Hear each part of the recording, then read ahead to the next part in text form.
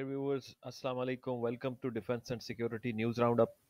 आज की एपिसोड में शामिल है F-15EX की integrated test and evaluation clearance, Poland का F-15EX एक्वायर करने में दिलचस्पी और जापान के F-35 की फर्स्ट फॉरेन डिप्लॉयमेंट और एक्सरसाइज में शिरकत। So let's start.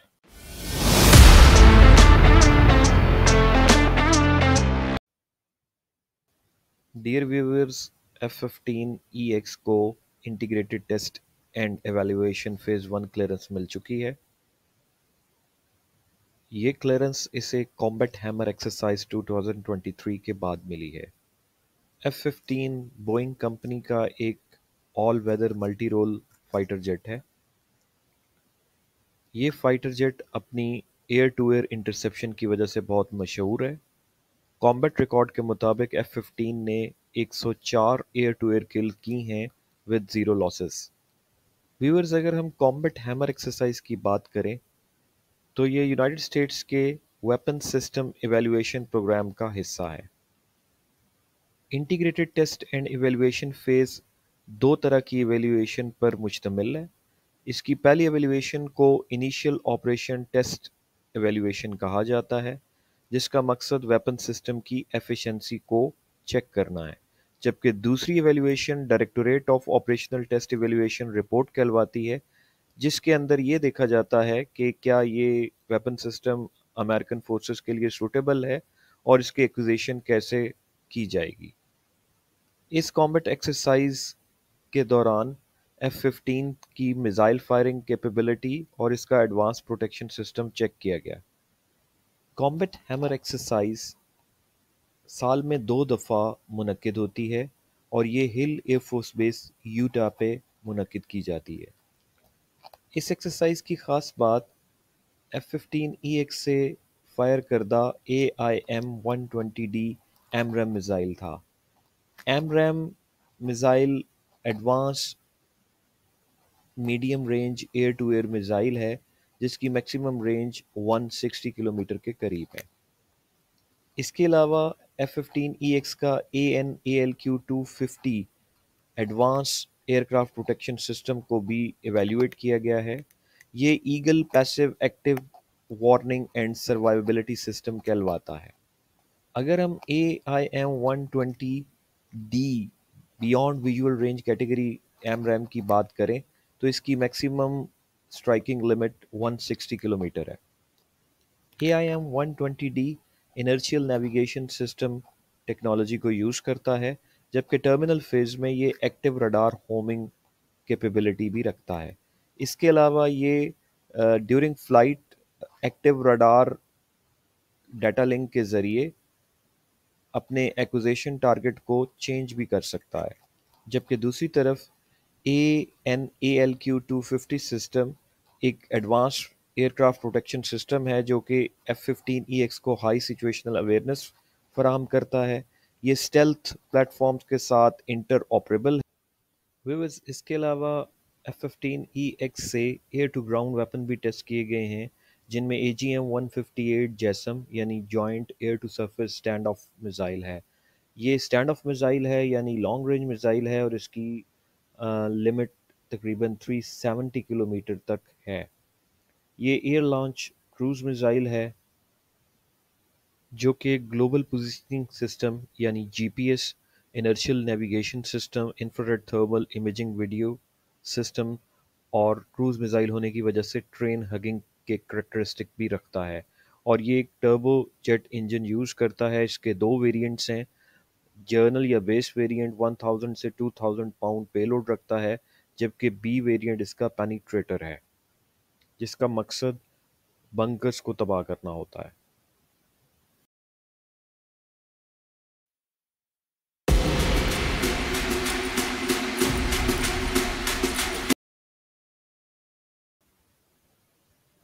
व्यूअर्स, आज की दूसरी खबर पोलैंड की F-15EX में दिलचस्पी के बारे में है। याद रहे कि पोलैंड जर्मनी और यूक्रेन के दरमियान एक यूरोपीय मुल्क है जो कभी सोवियत ब्लॉक का अहम हिस्सा होता था और आजकल नेटो पार्टनर मुल्क है। पोलैंड रशिया यूक्रेन जंग के मुमकिन फैलाव से थ्रेटन फील करता है, लिहाजा अपने दिफा के मुतल्लिक काफ़ी सीरियसली गौर कर रहा है। اس کے علاوہ پولینڈ کا ایک ہمسایہ بیلاروس بھی ہے جو کہ روس کا ایک اہم اتحادی ہے اور روس یوکرین جنگ میں روس کی مدد کر رہا ہے، لہٰذا پولینڈ کے ہمسائے میں یوکرین ہی ایک ہاٹ سپاٹ نہیں ہے بلکہ بیلاروس سے بھی اس کو ایک پوٹینشیل خطرہ ہے۔ اگر ہم اگر ہم پولینڈ کی ایئر فورس کی بات کریں تو پولینڈ کی ایئر فورس کولڈ وار کے دوران MiG-21 MiG-23 اور Su-20 جیسے اولڈ طیاروں پہ مشتمل تھی، لیکن 1991 کے سوویت کولیپس کے بعد پولینڈ نے اپنی ایئر فورس کو رینیو کیا اور کچھ عرصہ پہلے اس نے اپنی ایئر فورس میں F-16C/D بلاک 50-52 کو ایڈ کیا، جبکہ اس نے اپنے MiG-29 کے فلیٹ کو بھی اپ گریڈ کیا ہے۔ پولینڈ کی F-15EX میں دلچسپی خود میں ایک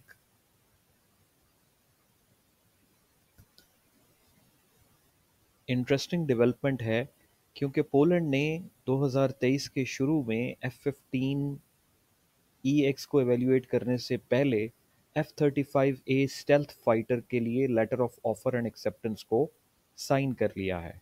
اگر آپ ایک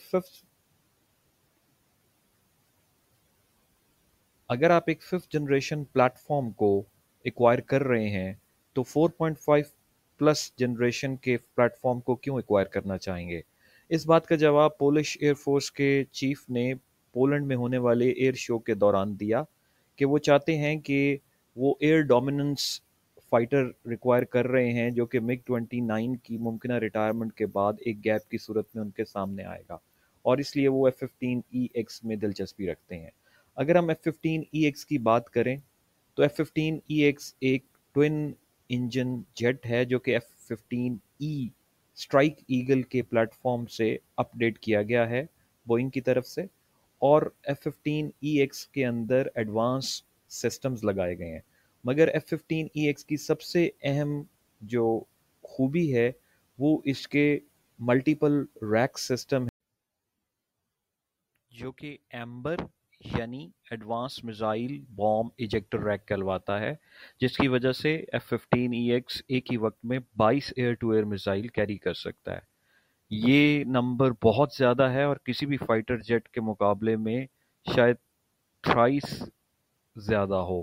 اس کے علاوہ اگر F-15EX کی بات کی جائے تو اس کا ٹوین انجن ہونے کی وجہ سے بہت بڑا سٹرکچر ہے، اور جس کی وجہ سے اس کا رڈار کراس سیکشن بہت زیادہ ہو جاتا ہے، جبکہ دوسری طرف ٹوین انجن کی وجہ سے اس کا انفراریڈ سگنیچر بھی بہت زیادہ ہو جاتا ہے، اور یہ کسی بھی جدید طیارے کے IRST ٹریک یعنی infrared search and track system میں ڈیٹیکٹ ہو سکتا ہے، اور اس کی اسٹیلتھ ساری خوبیاں بھی کمپرومائزڈ ہیں۔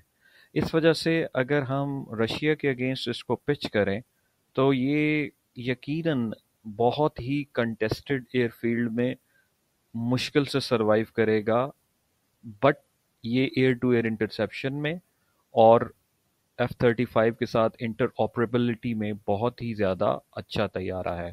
اس کے الیکٹرانک وارفیئر سینسر اور بالخصوص پروٹیکشن سسٹم AN/ALQ کو بہت ہی زیادہ رینک کیا گیا ہے، اور اس کے علاوہ اس کا اگر کمپیریزن رفال اور گرپن سے کیا جائے تو چونکہ پولینڈ آلریڈی F-35 ایکوائر کر رہا ہے، اس لیے یہ ایک بیٹر چوائس ہو سکتی ہے۔ تیسری news, Japan air self defence forces کی طرف سے اپنے F-35A لائٹننگ 2 کی پہلی فورن ڈپلائمنٹ اور فورن ایکسرسائز میں شرکت ہے۔ یاد رہے کہ جاپان 140 کے قریب F-35A ایکوائر کر رہا ہے جو کہ conventional take off and landing jet ہے، جبکہ 30 پلس کے قریب F-35B جو کہ کیٹو بار یعنی catapult assisted take off barrier assisted recovery landing model بھی حاصل کر رہا ہے، جو کہ ایک کیریئر بیسڈ فائٹر ہوتا ہے۔ یاد رہے کہ جاپان جنگ عظیم دوم کے بعد سے ایک پرامن ملک ہے جس کے دفاع کی ذمہ داری امریکہ کے ساتھ 1952 کے ایک معاہدے کے ذریعے طے پائی تھی، جبکہ جاپان نے اپنی دفاعی ضروریات کو کبھی پہلے اس طرح پریزنٹ نہیں کیا۔ جاپان کی دفاعی منسٹری کا قیام 2007 میں عمل آیا ہے، اور اس سے پہلے یہ 1954 سے ڈیفنس ایجنسی کے طور پر کام کرتی تھی، یعنی گویا جاپان کی فل فلیج ڈیفنس منسٹری ہی نہیں ہوا کرتی تھی 2007 سے پہلے۔ بہرحال جاپان نے اپنی ڈیفنس فورسز کو ایڈوانس کرنا شروع کیا ہے، اور اس حوالے سے Japan air self defence forces F-35 جیسے طیارے ایکوائر کر رہی ہے۔ F-35 لاکہیڈ مارٹن کا 5th جنریشن فائٹر جیٹ ہے، جو کہ اپنے کیٹیگری کے حوالے سے سب سے جدید فائٹر جیٹ مانا جاتا ہے۔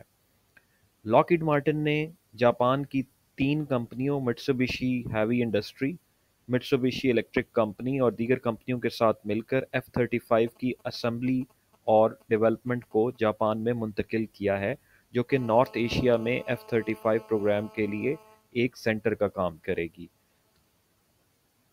اگر ہم مٹسوبشی کمپنی کی طرف سے تیار کیے جانے والے F-35 کے کمپوننٹس کو دیکھیں تو اس میں final assembly and check out FACO کا ذمہ داری بھی انہی کمپنیز کے پاس ہے۔